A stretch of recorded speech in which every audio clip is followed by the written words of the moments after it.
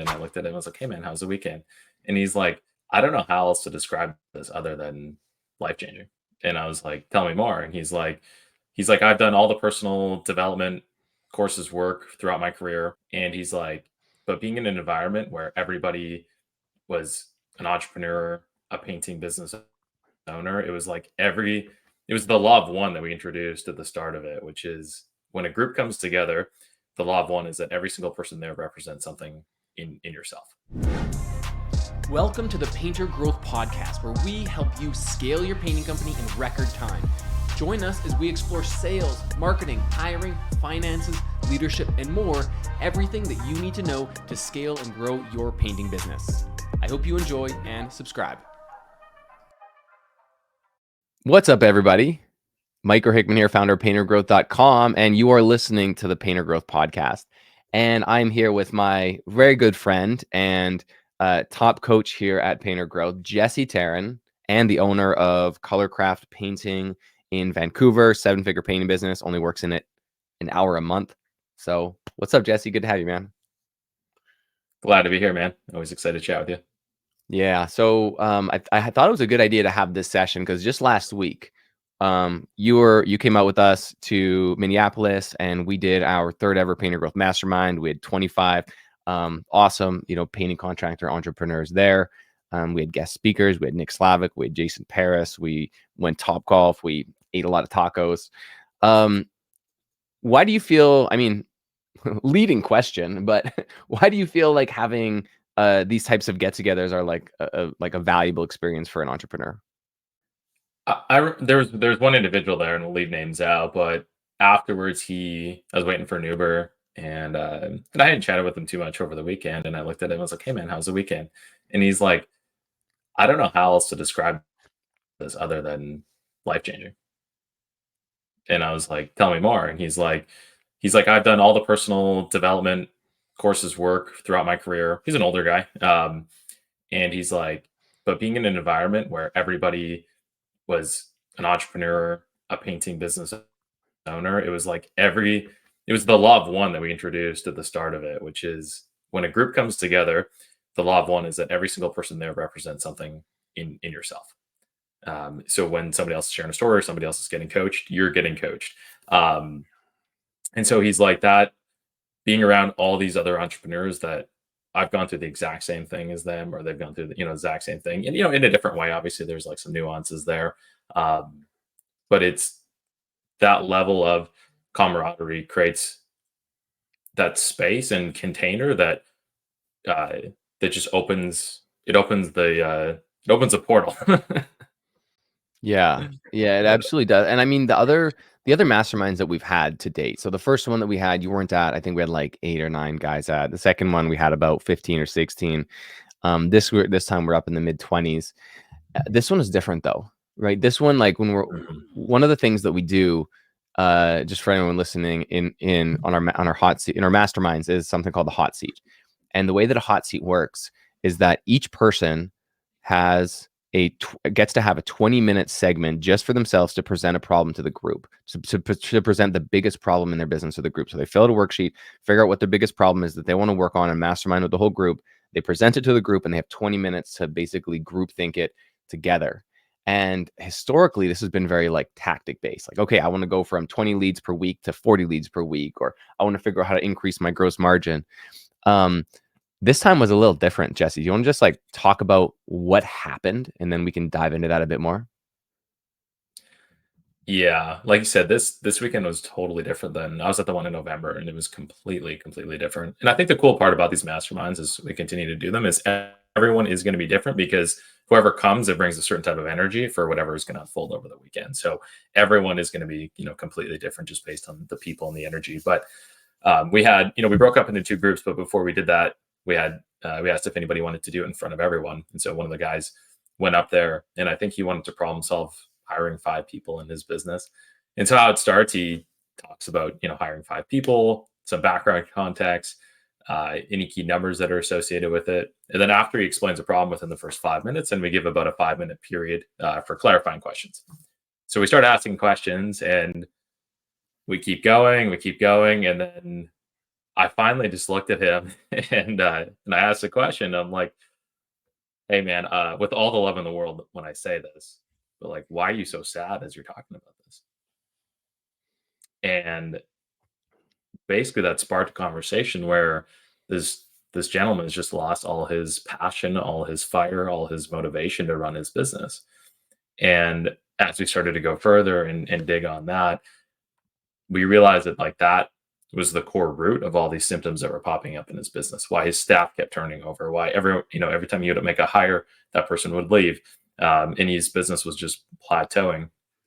And that opened up basically the can of worms the whole weekend, where people really started to realize every single thing that was happening in their business was a them problem, right? And the business is just a mirror for what gets reflected back to you, right? And and so I think that conversation that was on the first day, like probably what 2-3 hours into it, um, completely changed the direction of where the mastermind went, and ultimately what people got from it, which was considerably deeper and probably considerably more than anybody expected going Yeah, into much it. more impactful. I mean, yeah, a couple of themes that came up throughout that. Some people go to a mastermind like that and they're like, I'm gonna work on my business, right? You don't think you're gonna end up working on yourself. Because I think that kind of a few things, like backing up a little bit, like I have a sign in front of the front door, basically as people walk into the mastermind, and in big letters on the sign it says, leave your ego at the door. Mhm. And that's cool uh in theory, but in practice it's a lot harder to do, because truly leaving your ego behind means to like be present with complete vulnerability, and to be present with in complete vulnerability with 24 there was like 24 guys and one girl or something like that, one lady. It's hard to be vulnerable like that in a room of your peers and colleagues and people that you look up to. It's a scary place to be that we don't often live in. Yeah, yeah, 100%. I was also the one lady that was there. I was laughing because I've been doing a lot of these workshops, and when I go there, I'm typically it's like me and maybe one other guy, and it's like 27 women. And so when I went up to her, I was explaining her to that, so we had a good laugh about it. But yeah, especially men in particular, generally have a hard time being vulnerable, right? Because they're taught, oh, I need to be the big tough guy that always has things figured out, right? I think one of the biggest takeaways from the mastermind and how one of the biggest takeaways, I remember someone's like, I came in here looking around the room thinking that everybody else had it figured out. And then as we got into it, I realized that nobody has it figured out and I'm not alone. Right. Yeah, I think that was a really powerful moment. Just even, yeah, I can't remember who even said that, but just saying that in front of the whole group. Yeah, walking into that group thinking, wow, everyone here is just like, it's so pulled together. They look great. They're like, Hmm. definitely not stressed about their business. They're able to take a step away from it. And I'm the only one that is struggling and think about all the problems back home. And then when they shared Yeah. that, I think there was like a round of applause or like group laughter, because everyone's like, no, none of us have it figured out. Yeah. And the deeper part of that is like there is nothing to figure out. Yeah. Yeah, there's the fake it till you make it, but again, Yeah. making it is the end point, whereas really what you're trying to do is just enjoy the journey and make constant progress. Yeah. One of the themes that kept popping up throughout the mastermind was, like you said earlier, everything is your fault and your business is a reflection of you. What Hmm. does that mean, and how can someone, I guess first become aware of what that is? Yeah, I guess I'll use an example from the mastermind, which was, I mean, there's several, and pretty much as we were doing my group in particular on the hot seat, we every time someone explained the problem, it was like they just started to realize that it was a them thing. And so, one really good example here that I think that everyone can resonate with is this one guy was having a hard time. He was no problem at booking jobs around like 3 or 4 grand, but then his average job size is 3,500. He's having a hard time booking jobs kind of above 10 grand, but he's quoting a lot of them, right? And so I asked him, I said, when's the last time that you and your wife have bought something more than 10 grand? And he like starts thinking, he's like, I literally cannot, like, I can't recall. And I'm like, okay. And so if I said, today you had to go buy something, I said, what would you go buy?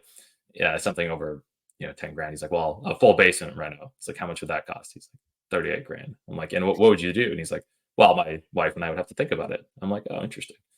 So that's getting reflected back to you in your sales process because you're not comfortable with a big purchase. So then you're not allowing your customers to actually make that purchase. You're the one getting in the way. And so we did an exercise with him. I had the whole group do it where he closed his eyes and I walked him through the process of having that contractor come out for his basement reno and pitch him that 38 grand. And he had to say yes on the spot. And then I said, okay, what's another thing that you'd love to have in your wife that's more than 10 grand? He's like, well, we'd love a brand new car. I said, which cars? He told me the car, about 30 grand. And I said, okay, you're at the car dealership. You have a budget of 30 grand, but you love this car. It's fantastic. All in, it's going to come out to 34,500. I said, what do you do? So initially he went back to his old ways. He said, oh, we're going to have to think about it. Not sure if this is the right one. I said, okay, let's try this again. You're there and the person pitches you 34,500. You love it. It's going to work for you guys. And it's actually not worth your time to spend any more, time discussing this. And he goes, okay, we'll take it. And it was in that moment he realized that all those objections that he'd been getting was actually him not allowing his customers to step in and make that purchase. So I'm super excited to see what happens to him. I think his average shop size is probably going to double in the next 3 to 4 months, just based on this one thing, where he realizes that he was the one not allowing his customers to make those purchases over 10 grand. Yeah, it's wild how much the mental game affects the physical game in business. I've heard before, like, what you're saying basically is like you sell how you buy. So if you have self-limiting beliefs about what you're like, I think what he said was something like, my wife and I would never pay $10,000 for a paint job, right? And there you are trying to sell $10,000 paint jobs, and even though you're saying all the right things and following the process and doing all the right things, subconsciously you're giving warning signals that like this is not something that they should buy. So how do you I mean, why do you think a mental exercise like that can have impact, or can it have impact on real day to day? Like, why are those mental exercises and visualizations so important? Yeah, I don't know if you've heard the thing where it's like your entire life is 95% run from your subconscious, and then it's just 5% conscious, right? And so, like you just said there, you could have all the right tactics, you could say all the right things, but it's your energy, it's your tonality around those types of things that might get in the way, right? So it's like I could go do an estimate and say the exact same thing as this other gentleman, and I'll book the job, and he won't. Like that's how powerful this type of stuff is, right? And we talked about leaving your ego at the door, and I use that one um, metaphor, which is we're just talking about the eclipse, or you went and saw the eclipse, right? And it's like the sun was there, and then the moon, they line up perfectly, and it gets the temperature dropped 15 degrees. It was super dark, cold. Imagine that the moon in that instance is your ego, and that your ego is the only thing blocking that infinite source of abundance behind it, which is the sun. Doesn't mean the sun isn't there. It's just like you're getting in your own way, right? And then as the ego starts to shift over, just like at the moon and the sun, they start to shift over, and then all that light and abundance and warmth comes back. That's always been available to you, but it's just been your ego that has gotten in the way of that, and that all stems from uh, basically from the time you're about 0 to 3 years old. You're just a ball of love. If you have kids here, right, you just look at them like they're just a ball of love.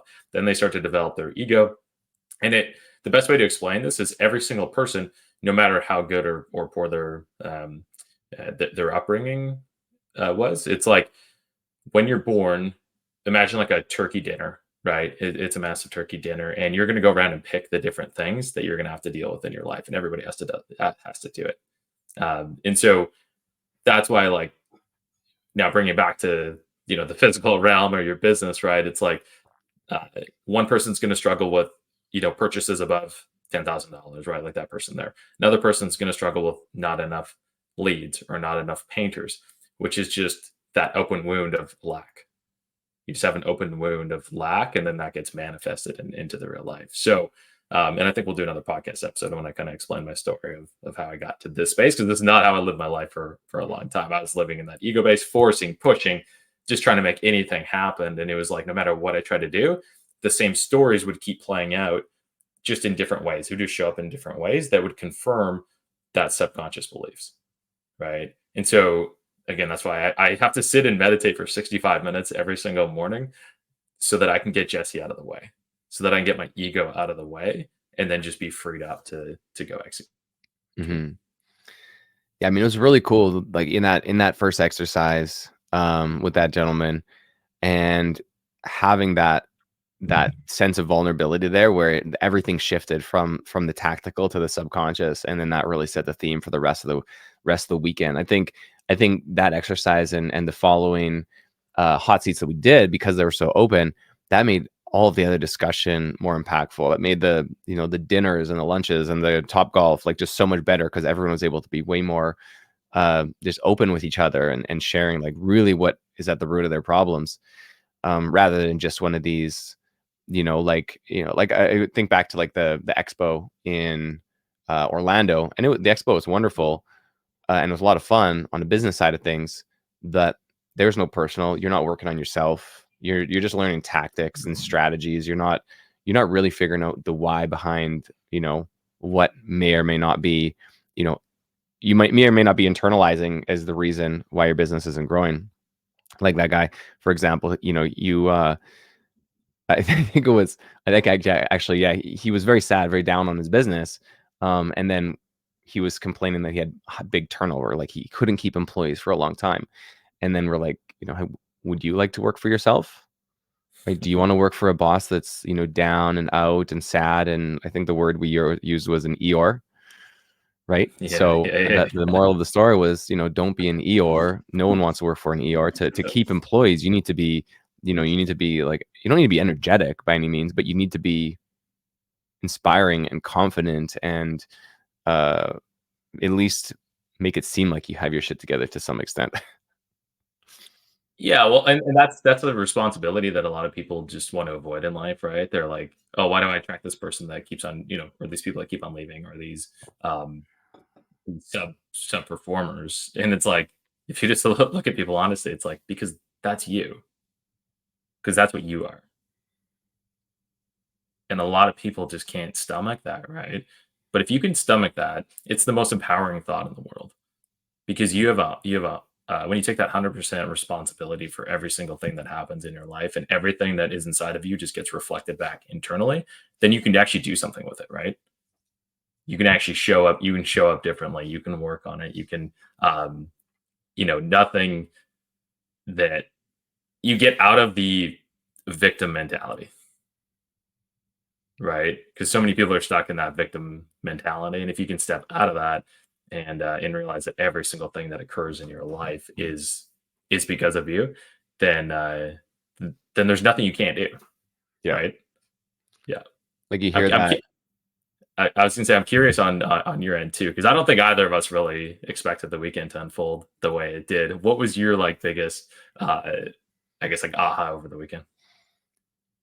I mean, before I do that, I just want to Yeah. finish this one thought on the where you said nobody wants to work for you, because I hear all of the time in Facebook comments, I mean, not in our group as much, but in like the public groups and stuff.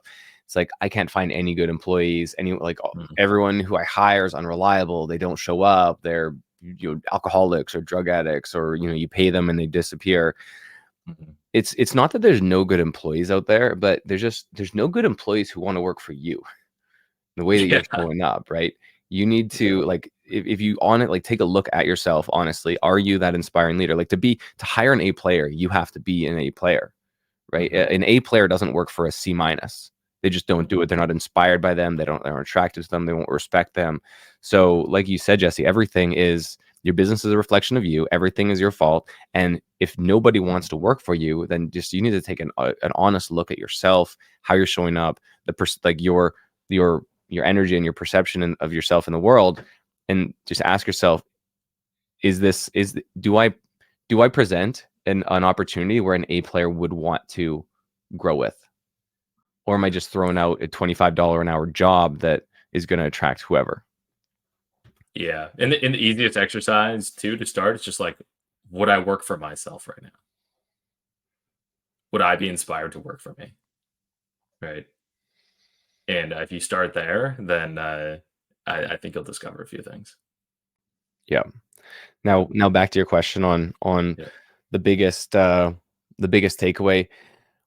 I mean, every time that we do these things now, I know that we've only done 3 of them, but I just get a little bit like humbled by our ability to have an impact like this, because I don't think that a lot of other businesses or people are doing this type of thing for painting contractors in the painting space and really supporting them at this level. Like, yeah, there's a lot of tactical support here, but this goes way beyond tactical support and makes it really available.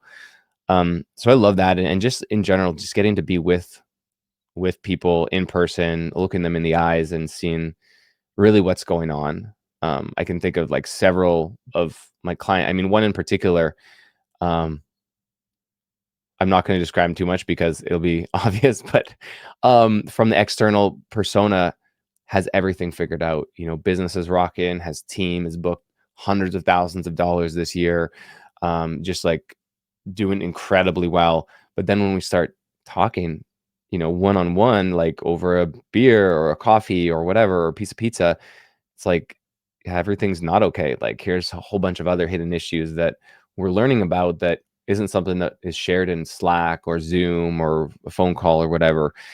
And yeah, I know you know exactly who I'm talking about.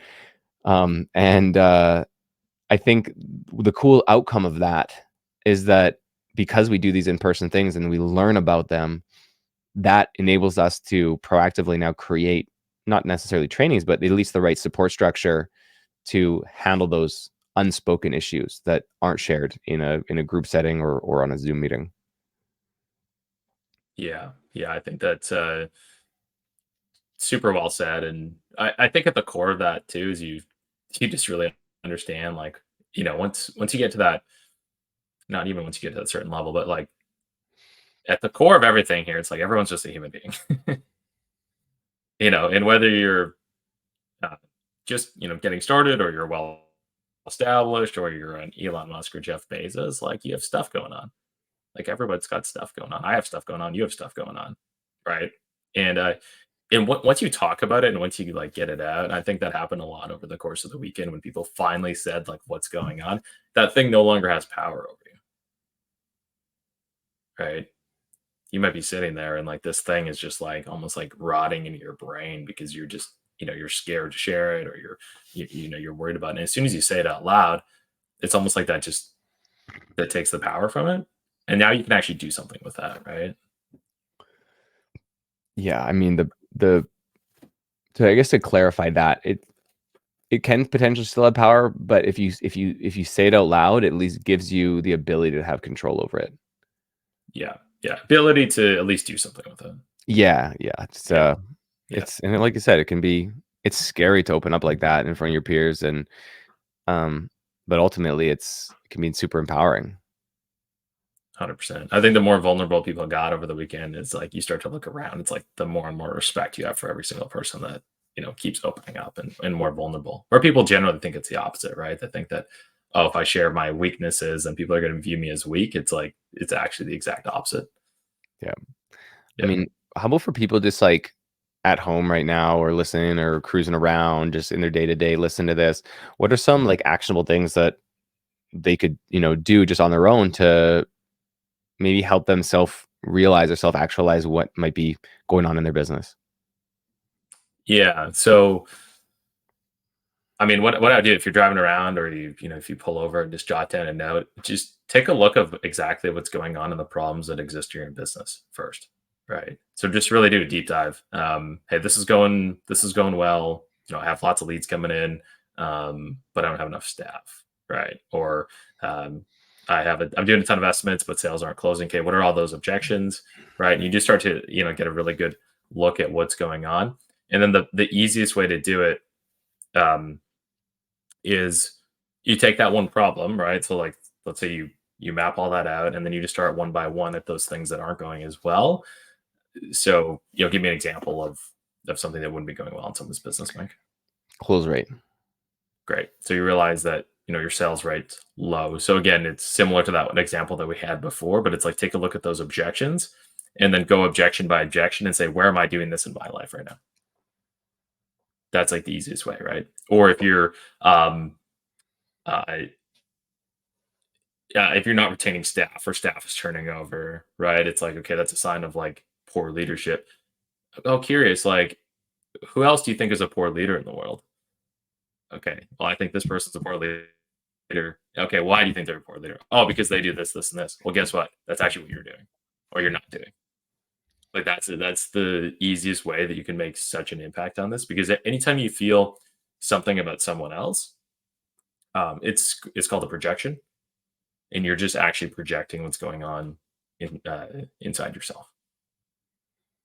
Right there, this is a very deep concept. You either have projection or you have extension. Okay, so projection is I look at this person and I think this about them. Okay, well that's actually how you feel about yourself. Right. Then extension is you consider now this conversation, you actually just extend love to that person. That's it. There's no judgments. So that's the other way too. You take a look at what are all the judgments I have about other people?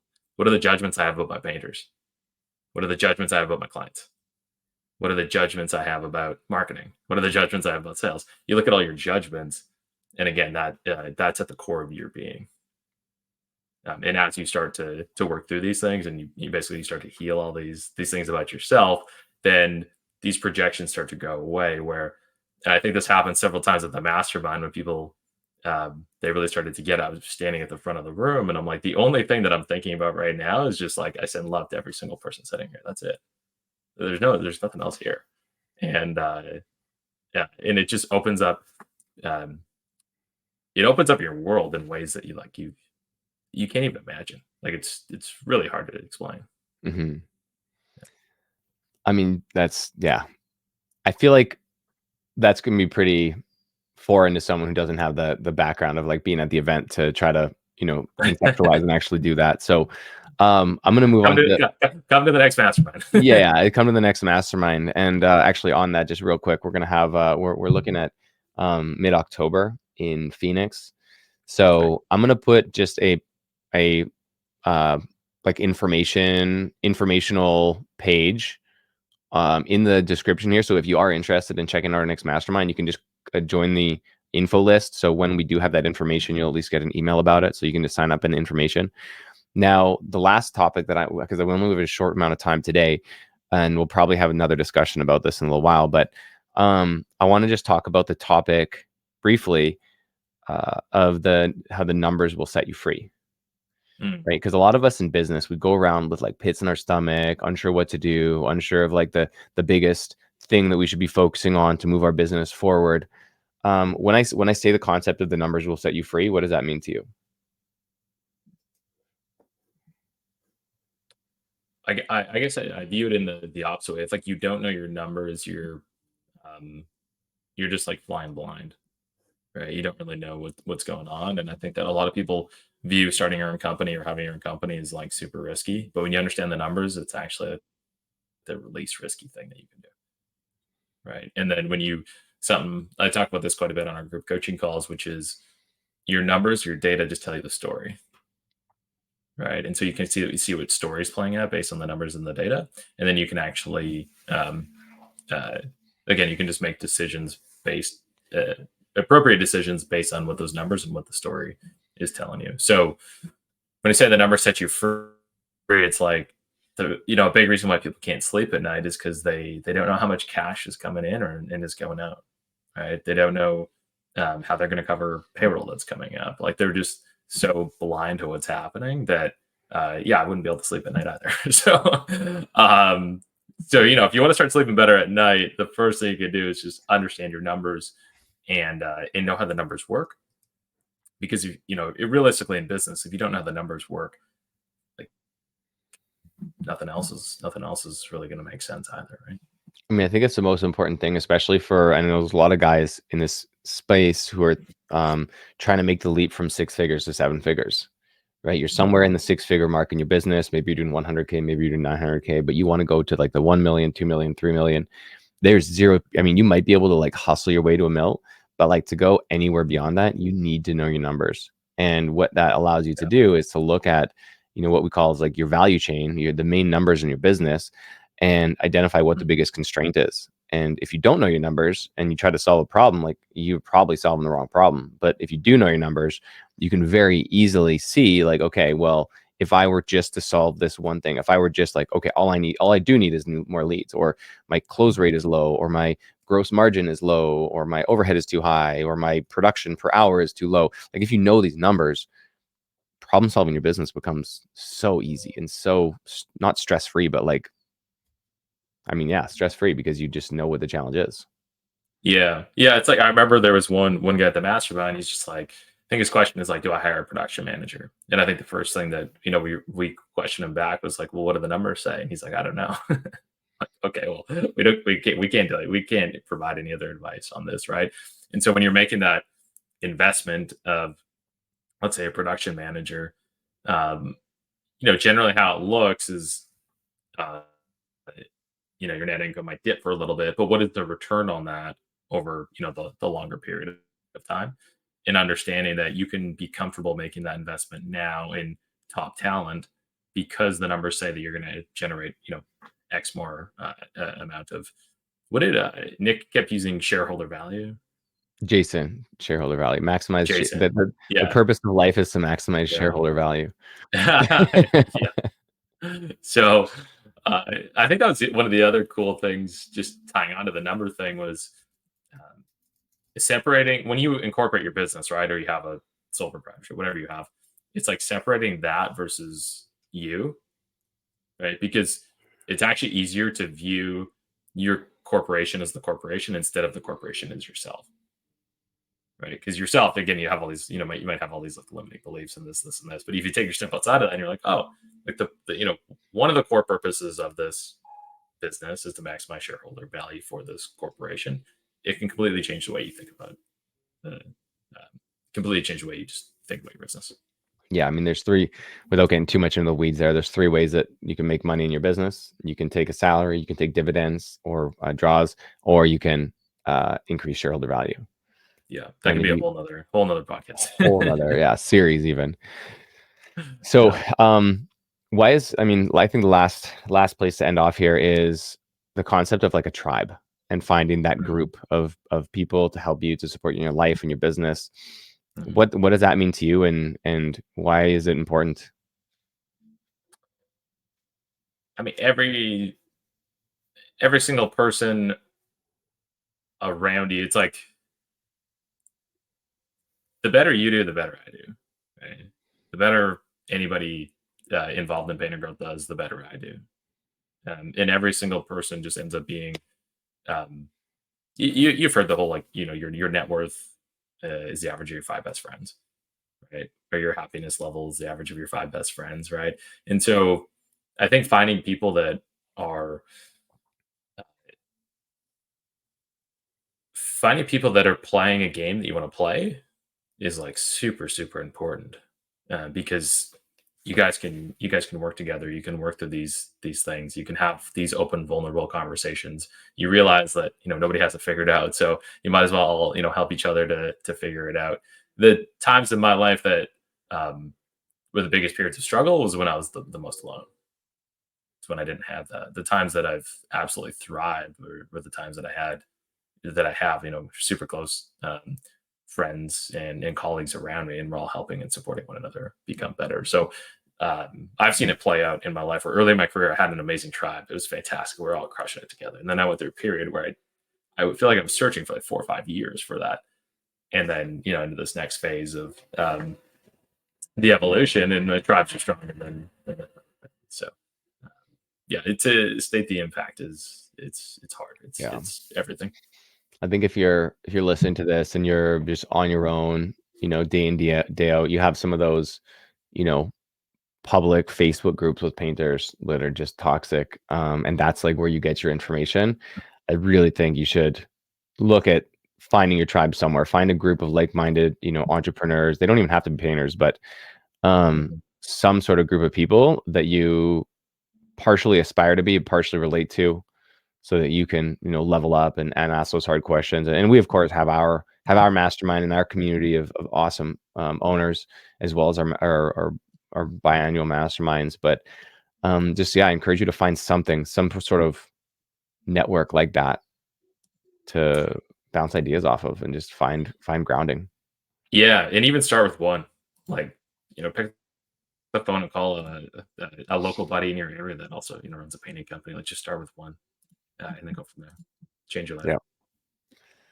Well, man, I think that's a great spot to call for today. So just as a reminder, if anyone wants to be on the I don't even want to call it, not the early bird list, but like just an information list where we'll fire out some information as we get it, as we book our stuff for our October mastermind. Just click the link in the description. Jesse, brother, thanks for coming on, man. Last minute. Thanks, man. Good to recap. Actually, that was a good internal exercise for me as well, just to kind of talk through that. Yeah, that was fun, man. I'm excited to continue down this path, and hopefully everyone has a few things to take from this one. Sounds good. Thanks, brother. Cool. Okay, peace. Thanks for listening to the Painter Growth Podcast. If you want to grow your painting business, go to www.paintergrowth.com or click on the top link in the description. Talk soon.